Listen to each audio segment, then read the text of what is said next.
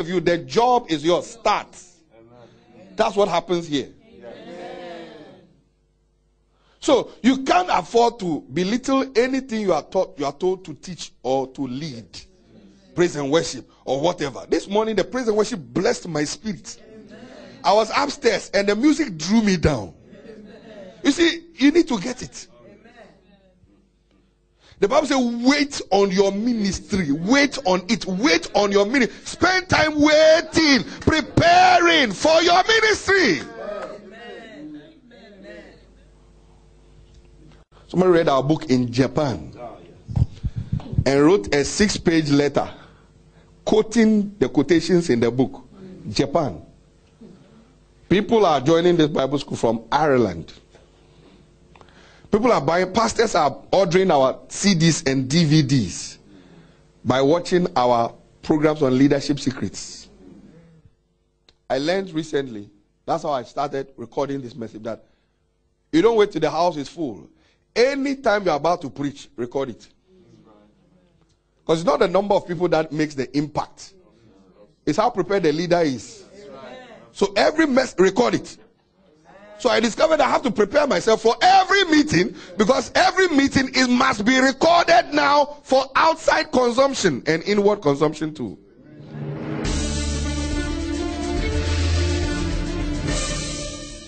From the author of Negotiating Your Desired Future with Today's Currency and I Shall Rise Again, comes the latest manual set to redefine 21st century effective ministry. You don't build a ministry on people's gifts and talents. That is not the primary. You don't build a church on the pastor's gift of working of miracles. You build a church on the word. Introducing 4 dynamic manuals that will not only teach and inspire pastors and leaders in ministry, but raise and train members to become fully matured sons and daughters in the kingdom. Dr. Michael Hutton-Wood from the Leaders Factory introduces the 101 series, featuring Academy 101, Ministry 101, Leadership 101, and Pastoral Leadership 101. Joining the congregation to become a member or a worshiper is not enough. Learn foundations for Christian living, effective membership, and much more. You must move further to the next C, which is committed. So you have community, crowd, congregation, then you have what? The committed. And then some move on to get into what we call the core, which is the core of leadership. Keys to effective ministry, including principles of leadership. You are born to lead. Jesus came to restore you back to leadership. Training materials from the School of Impactful Pastoral Leadership, and much more. Be fruitful with your gifts. Multiply your gifts. Replenish the earth. Let the earth know that you were here. The 101 series, a must for your library. Order your copy today. Please call, write, or visit our website using the information on your screen. So don't take lightly anything you are asked to do. You never know who is hearing and who is watching. His personal growth. An empty pastor cannot fill a church. A pastor that's full inside him cannot continue to pastor an empty church. No. A pastor who is full on his inside cannot continue to pastor an empty church. No. The church has no choice but to jump up. It will jack up. Because the fire of the pastor is what determines the fire of the church and the people. It's all about the pastor. Years ago, we used to sit down waiting for God to grow it. Because that's what we thought. We are waiting for God. Meanwhile, He's waiting for us. Even many Christians are waiting for God, and God is waiting on them. Tithe, and I'll bless you. They say never. Win souls, for those that win souls are wise. They are sitting down, behaving foolishly.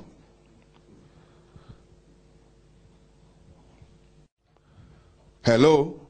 A pastor that is full inside him cannot continue to pastor an empty church. No. What fills him and is full in him is what flows out of him. Hello? What fills him? Where the elephant eats is where it gathers its strength. Elephants don't struggle to be big because they carry the DNA and the genes of bigness. So where the elephant eats is where it gathers its strength. Where a pastor eats is where it gathers its strength. Ooh. What fills a pastor is what flows out of him to others. Reservoir close. Reservoir Avenue. That will be my new one. Because we have close already.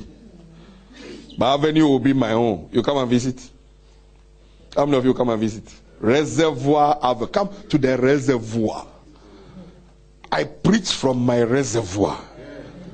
Ooh. Of his fullness have we received. I love that scripture. I'm telling you, I love it. Of his fullness. So when my spiritual father is preaching, I soak in. Of his fullness I receive.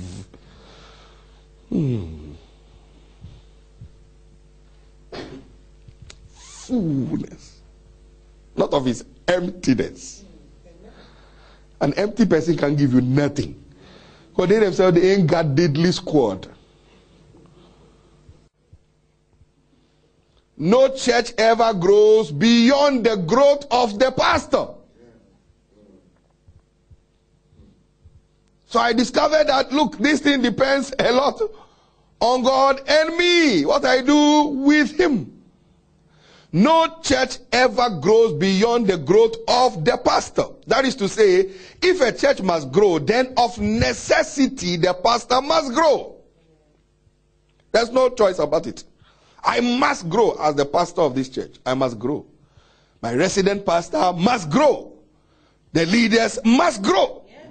That's why they have to come to Bible school. Yes. You can't be a minister here without coming to Bible school. No, you can't. You can't be a leader here without going through the House of Judah Academy. What are you going to teach people? Every growing ministry is an ongoing training ministry. When we began to train people from 2006, this church changed completely, for good, for better, for best. Ongoing training.